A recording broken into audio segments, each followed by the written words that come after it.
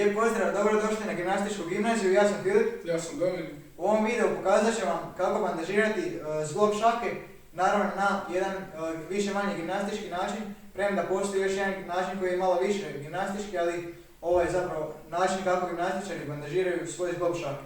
Prije toga naravno pretplatite se na gimnastičku gimnaziju i upalite zvonce i naravno Ostavite like na ovome videu.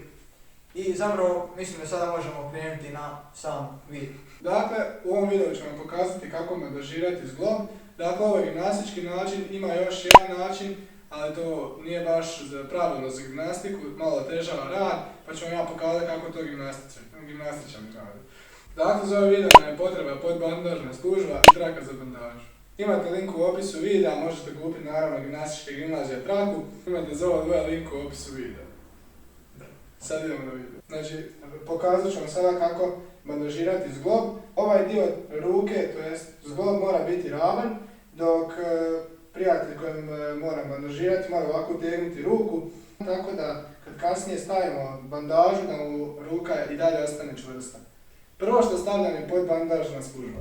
Znači, napravimo jedan krug i kad dođemo ovdje, otkinemo. Sada prelazimo na traku.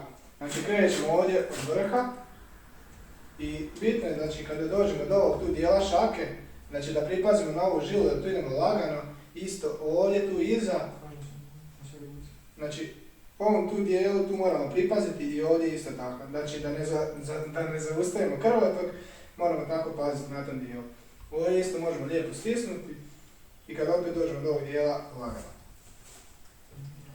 I radimo ovako više krugova, ali što širih to bolje.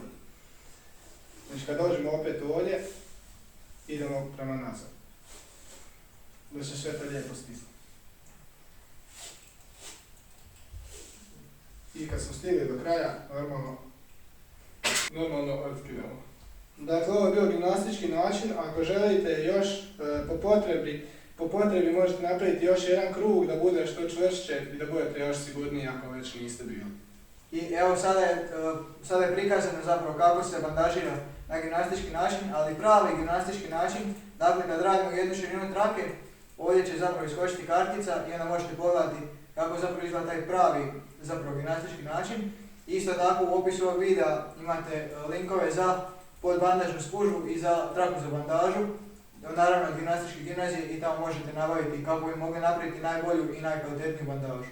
I naravno u opisu ovog videa također se nalazi link do članka u kojem je zapravo cijeli ovaj postupak u tekstualnom obliku objašnjen i možete tamo još malo bolje proučiti. I isto tako preporučili bismo vam da pogledate kako bandažirati skočni zglob, to možete napraviti u ovome videu. I ovdje imate video kako zaštititi žuljave trakom. Hvala što ste pogledali ovaj video, vidimo se opet u sljedećem videu.